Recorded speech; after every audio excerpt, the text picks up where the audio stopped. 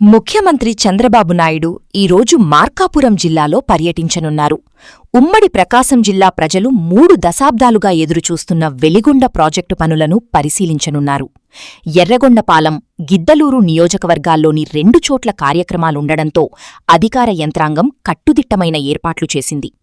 ఉదయం 10:45 గంటలకు దోర్నాల మండలం గంటవానిపల్లి వద్దకు సీఎం చేరుకుంటారు.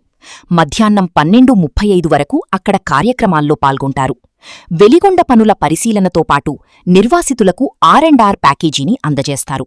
ఇందుకోసం ప్రభుత్వం 905 కోట్లు మంజూరు చేసింది.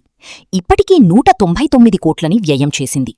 2 దశల్లో పూర్తికానున్న ఈ ప్రాజెక్టు ఫేజ్ 1లో 1,19,000 ఎకరాలకు సాగునీరు, 4 లక్షల మందికి తాగునీరు, స్టేజ్ 2లో 3,28,300 ఎకరాలకు సాగునీరు, 11.29 లక్షల మందికి తాగునీరు అందుతుంది. స్టేజ్ 1 కోసం ఇప్పటికీ 5,000 కోట్లకు పైగా వ్యయం చేశారు. దాదాపు 19 కిలోమీటర్ల మేర టన్నెల్ 1 తవ్వకం, ఎగ్జిట్ ఛానల్ 1 తవ్వకం, ఎగ్జిట్ ఛానల్, లింక్ ఛానల్ పనులు పూర్తయ్యాయి. ఫీడర్ కాలువ, తీగలేరు, గొట్టిపడియ ప్రధాన కాలువ పనులు పూర్తయ్యాయి. 2 హెడ్ రెగ్యులేటర్లు, టన్నెల్ లైనింగ్, అప్రోచ్ ఛానల్, తూర్పు ప్రధాన కాలువ పనులు చివరి దశకు చేరుకున్నాయి.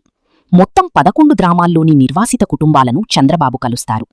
అనంతరం గిద్దలూరు నియోజకవర్గం కృష్ణంశెట్టిపల్లి గ్రామంలోని ప్రాథమిక ఆరోగ్య కేంద్రంలో సంజీవని డిజిటల్ సర్వ పథకాన్ని ప్రారంభిస్తారు. చిత్తూరు జిల్లాలో పైలట్ ప్రాజెక్టుగా చేపట్టిన ఈ సంజీవని కార్యక్రమం ఆగస్టు 15 నుంచి రాష్ట్రవ్యాప్తంగా అమల్లోకి రానుంది. అనంతరం సీఎం ప్రజావేదిక వద్దకు చేరుకుని మధ్యాహ్నం 1:45 నుంచి 3:30 వరకు బహిరంగ సభలో ప్రసంగిస్తారు. తర్వాత టీడీపీ శ్రేణుల సమావేశంలో పాల్గొంటారు.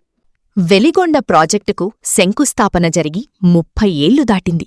30 ఏళ్ల క్రితం 1996 మార్చి 5న సీఎం చంద్రబాబు నాయుడు ఈ ప్రాజెక్టుకు భూమిపూజ చేశారు. ఉమ్మడి ప్రకాశం జిల్లాలోని వెనుకబడిన పశ్చిమ ప్రాంతాల్లో తీవ్రమైన సాగునీటి ఎద్దడితో ప్రజల ఇబ్బందులను దృష్టిలో ఆనాడు వెలిగొండ ప్రాజెక్టుకు తొలి అడుగు పడింది. ఈ ప్రాజెక్టు ద్వారా ప్రకాశం, నెల్లూరు, కడప జిల్లాల్లో 4.38 లక్షల ఎకరాలకు సాగునీరు, 15 లక్షల మందికి తాగునీరు అందించాలనే లక్ష్యంతో జలాశయం ఫోర్షోర్ నుంచి 43.50 టీఎంసీల నీటిని వినియోగించుకునే ఆలోచనతో 30 ఏళ్ల క్రితం ముఖ్యమంత్రిగా చంద్రబాబు నాయుడు వెలిగొండ ప్రాజెక్టుకు భూమిపూజ చేశారు. అయితే ఆ తరువాత వచ్చిన ప్రభుత్వాలు అనేక కారణాలతో నిర్లక్ష్యానికి బలైన వెలిగొండ పనులను మళ్లీ 2014-19 మధ్య కాస్త వేగవంతమయ్యింది. ప్రాజెక్టు కోసం 1,414 కోట్లు ఖర్చు చేశారు. అయితే తరువాత వచ్చిన ప్రభుత్వం అరకొర పనులతో తీవ్ర నిర్లక్ష్యం చేసింది. ప్రాజెక్టు పూర్తి చెయ్యకుండానే ప్రారంభోత్సవం పేరుతో ప్రజలను మోసం చేసి నవ్వులపాలయ్యింది. 2024లో కూటమి ప్రభుత్వం అధికారంలోకి వచ్చాక వెలిగొండ ప్రాజెక్టుకు అత్యంత ప్రాధాన్యమిచ్చారు. 140 కోట్లతో పెండింగ్ బిల్లులు క్లియర్ చేశారు. 585 కోట్లు నిర్మాణంపై ఖర్చు చేశారు. హెడ్ రెగ్యులేటర్కు సంబంధించి 2,200 క్యూబిక్ మీటర్ల కాంక్రీట్ పనులు పూర్తయ్యాయి. 456 కోట్లతో feeder canal lining, retaining wall పనులు వేగంగా జరుగుతున్నాయి. ఈ ఏడాది జులై నాటికి తొలి ఫేజ్ పనులు పూర్తి చేసి వెలిగొండకు కృష్ణా నీళ్లు తీసుకొస్తామని ఇటీవల వెలిగొండ ప్రాజెక్టును సందర్శించిన సీఎం చంద్రబాబు నాయుడు స్పష్టం చేశారు. 2027-28 నాటికి ఫేజ్ 2 నిర్మాణం కూడా పూర్తి చేస్తామన్నారు. దశాబ్దాల కలను నిజం చేసి కరువు ప్రాంతంలో ప్రతి ఎకరానికి నీళ్లిచ్చి రైతన్నల జీవితాలు మారుస్తామని, హార్టికల్చర్ సాగుతో జీవన ప్రమాణాలు పెంచుతామని చెప్పారు. వెలిగొండకు శంకుస్థాపన చేసింది నేనే, పూర్తి చేసి నీళ్లిచ్చేది నేనే అని సీఎం చంద్రబాబు నాయుడు చెప్పారు. అయితే కూటమి ప్రభుత్వం అధికారంలోకి వచ్చిన ఈ 2 ఏళ్లలో సీఎం చంద్రబాబు నాయుడు రెండోసారి వెలిగొండకు వస్తుండడంతో ఈ ప్రాంత ప్రజల ఆశలు చిగురిస్తున్నాయి. ఇటీవల సీఎం ప్రకటించిన విధంగానే జులై నాటికి తొలి ఫేజ్ పనులు పూర్తి చేసి వెలిగొండకు కృష్ణా నీళ్లు తీసుకురావడం నిజంగానే కల్పిస్తోంది.